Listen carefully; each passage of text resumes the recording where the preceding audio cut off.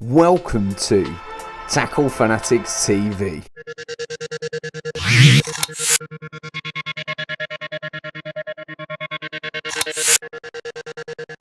It's a freezing cold morning here. We're joined by Terry again, returned to the scene where he had a massive hit of fish back in November when we were doing the video for the tungsten loaded braid.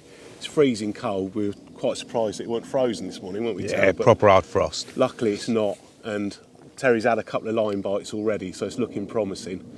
Now, as you can see, today we're delighted to show you the new range of ESP Cryogen carp hooks. These have been a bit of a labour of love for a few years. There's three patterns to start off with: the classic, the gripper and the stiff rigger. We'll show you them in a bit more detail in a minute. But firstly, why the name Cryogen? Well, it's to do with a new production process that has resulted ultimately in a range of hooks that are incredibly strong and durable. Now, the Cryogen refers to a new tempering process we've used, cryogenic tempering. Now, the hooks are made in the usual fashion using heat tempering, using extreme temperature up to sort of 800 degrees Celsius. This is what's used on most hooks. And then we've used a further process called cryogenic tempering that takes the hooks down to a temperature of minus 195 degrees centigrade over a long period of about 24 hours. And then they're brought back up to an ambient temperature, again over a slow process of hours. And what this does, it's used in various applications to enhance the strength of steel. Formula One engine parts is a classic example, and it basically reduces the stress, increases wear resistance and strength. So that's what we've done to these new hooks, and as a result, during the testing over the last 2 years, they've proven incredibly strong, haven't they, Terry? Really strong, yeah. I mean, we've barely had any reports of a point going over, let alone gaping. So, and various anglers, probably about a dozen or so anglers, including myself and Terry, have been using them over the last 2 years. And loads of big carp have been caught. And, well, you know, we haven't had one gape yet. So we reckon it's difficult to quantify, but 30 to 40% stronger than any hooks we've done in the past. So strength-wise, they are unbelievable without having to go up in the wire gauge. So a lot of strong hooks on the market, you sort of look at a snag hook or something like that, they're usually really thick in the wire with rank barbs, stubby points. These ones, we've been able to use the same sort of wire gauges as we've used in the past, but the end result is a hook that's 30 to 40% stronger. So you can have incredible confidence in the strength of these hooks. Now, what ones have you been using, Terry? The first ones we had in were the size 5 stiff riggers, weren't they? Yeah. They were the first samples we got in, started using them. And That's what I was using at Ashmead, the size 5 stiff riggers. And I was always really happy with the Mark IIs and the Mark I stiff riggers. I've used them for years, and never had a problem.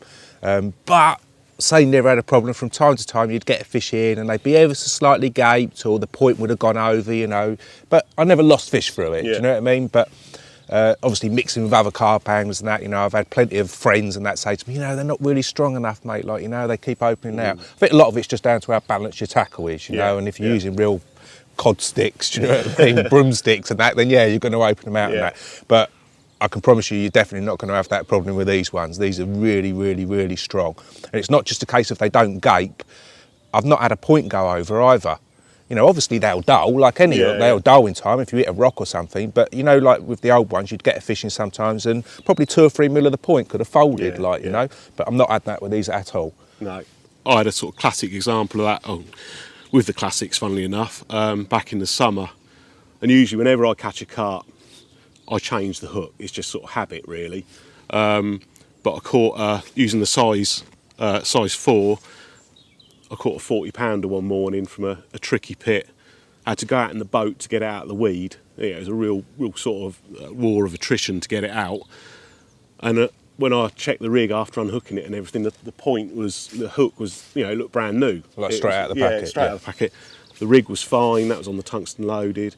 So I put it back out, and about 5 or 6 hours later I had another fish, a 43 pounder, again nailed. And I thought, 240s on the same hook. Yeah. Never done that before. So what I found as well, I've been using the beak point ones a bit as well. grippers, yeah. And I found that, sometimes when the hook rigs out for a long period of time, you reel in, and even if you haven't touched a rock or a stone or something, the point's almost corroded away. Yeah. Some silty bottoms do that, acidic bottoms and what have you. I've had it less with them. Yeah, yeah. So I think that the whole process is definitely helping, Yeah. So the 3 patterns in the range. The classic, which is like a refined version of the old Big T, straight point, in-turned eye. And what we've done is we've inclined the point slightly more to give it a stronger shape. The point's longer and finer, so really nice and sharp. The gripper, which I suppose is a sort of combination of the old T6 and the D7, beaked point, in-turned eye again. So if you prefer a beaked point for your bottom bait rigs especially, perfect. And then of course the one that we first started using, the stiff rigger, which again is a refinement of the Mark 1 and the Mark 2, slightly more inclined, so it's a stronger shape, longer, finer point, and incredibly strong without having to go up in the wire gauge. And obviously on a pop-up hook, you don't really want to be going up in the wire gauge and adding weight. So that's the first 3 patterns we're introducing so far. There'll be more to follow later in the year, hopefully. But if you're looking for some new carp hooks this spring that you can be, rest assured, incredibly strong and durable, then look no further than the Cryogen.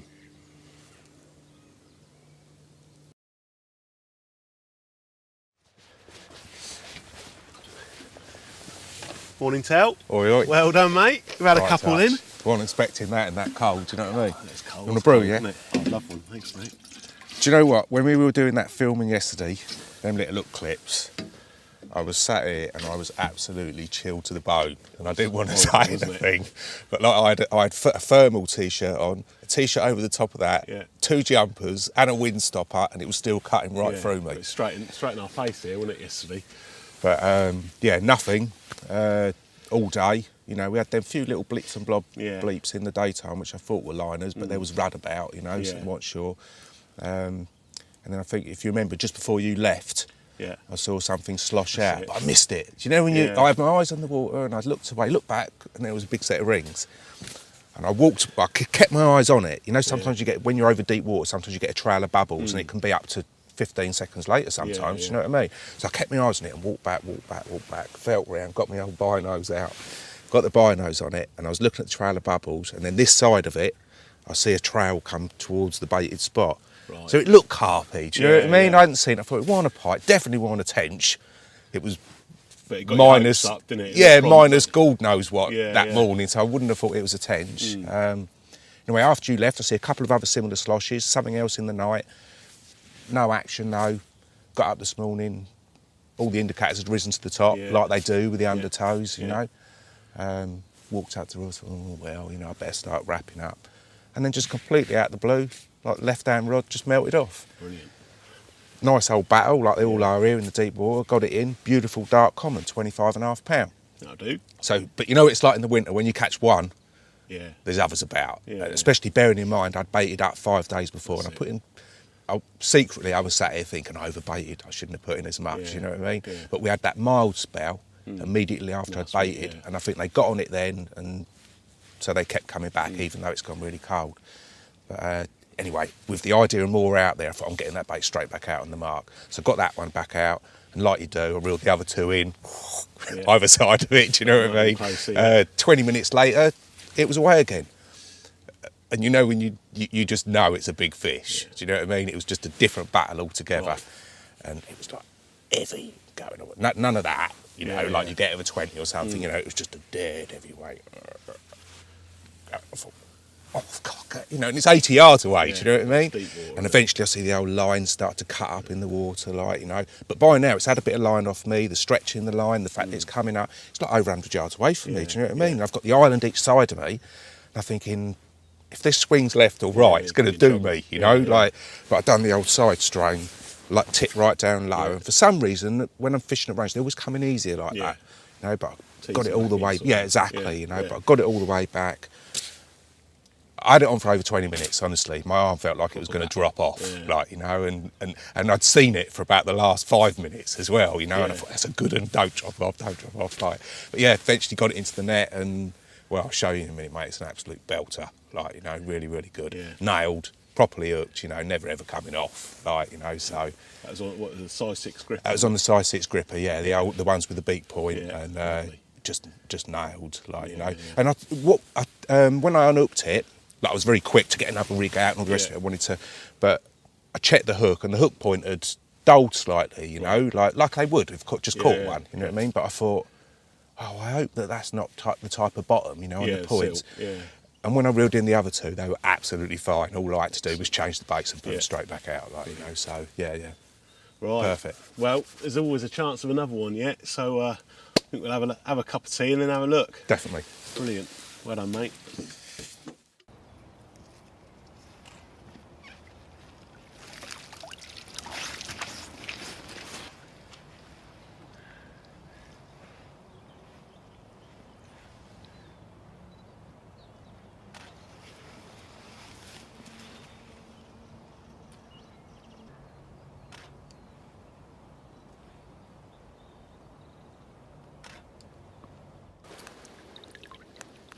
What a beauty. Proper chuffed with that. More chuffed because of the time of the year, you know, end of February.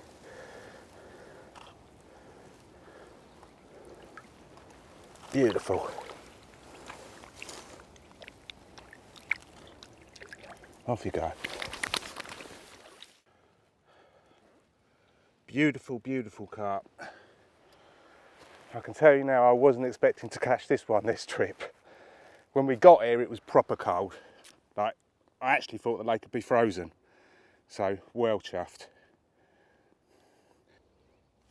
Well, that is just absolutely beautiful. I'm proper blown away. God, it's solid. Proper male carp. Oh, bit of reed. Get that off my finger.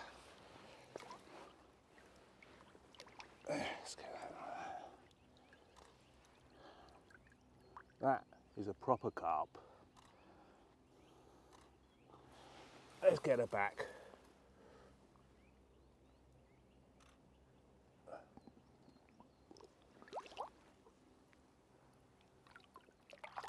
Through the old tubulars. I was going to say off she goes, but I reckon off he goes with that one.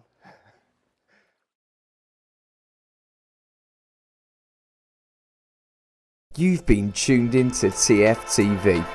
Tackle Fanatics stock an extensive range of tackle and bait from all the leading manufacturers. To check it out, go to www.tacklefanatics.co.uk. Remember, Tackle Fanatics also offer finance to make your tackle purchase more affordable. Tight lines and wet nets from everybody at TFTV.